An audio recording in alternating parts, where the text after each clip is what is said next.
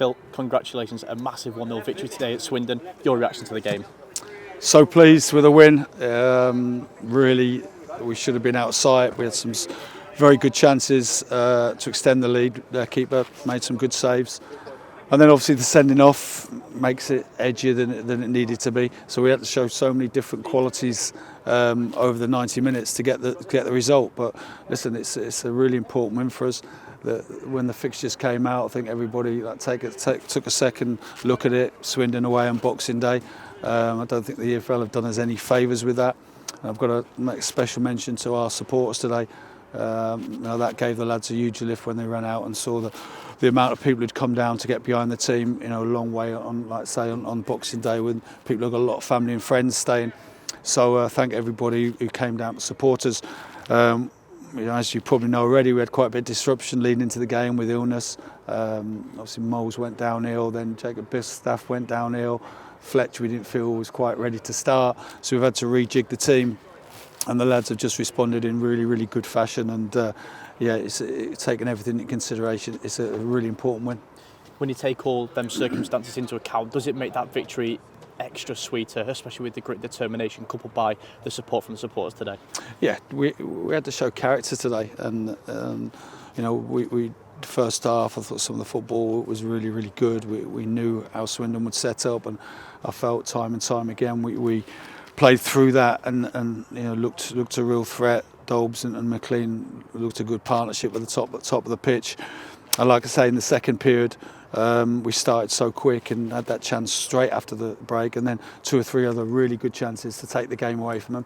But it wasn't to be. We just had to dig deep, organisation, people doing the job for the team. Jacob Mendy, special mention. He's up against a lad today who's got more crosses in than any other player by about 95 in the league, and he did brilliant. That's what it's all about. Listening to the information the staff have given you, taking it on the board and doing it not for 45 minutes, but right till the end. And I felt we had a group of players who were prepared to do that again today. A partnership that we haven't seen all too often in James McLean and Sam Dolby up front, but we saw both of their qualities for the opening goal. Yeah, pleased with the goal. Dolb's great flick, and we know he's good at that. He can guide his headers into people.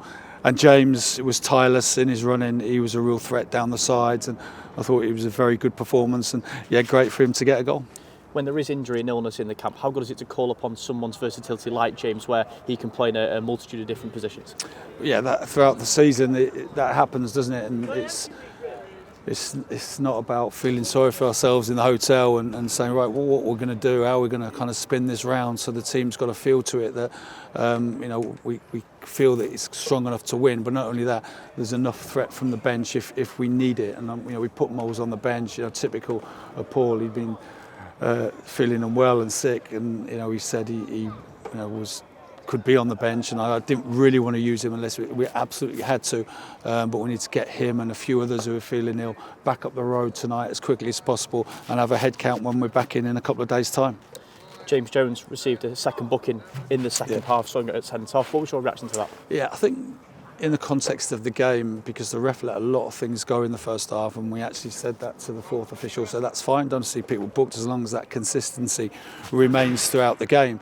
And then James has made 2 fouls in the game and ended up red carded. So possibly you could make a case, and I haven't seen the back that they are yellow cards, but like I say, with what had gone on before, I think he's probably unlucky to be sent off, because there was a lot of blocks and a lot of James got pulled back on the halfway, and a lot of other things very, very similar, which the ref didn't deal with. But listen, that's life. James being out will open the door for somebody else, and he's disappointed because he played really well again today.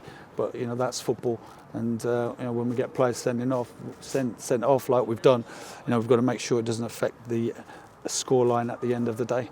And a big 3 points to take into Friday at Walsall. How do the lads prepare ahead of that one? Well, first of all, we need to get the lads who are ill away from the others on the coach. They're going to get a car. We're going to get someone to drive them back home, because we don't want to try and avoid that spreading. Everybody off tomorrow. We need to clear the building. And it's funny, you just often get that over the Christmas period, because so many people in houses with relations and etc. And illnesses seem to happen. So you've kind of almost got to expect you're going to get a few setbacks, and just rest up and get ready for what will be a great game against Walsall. Thanks, Phil. Congratulations. Thank you.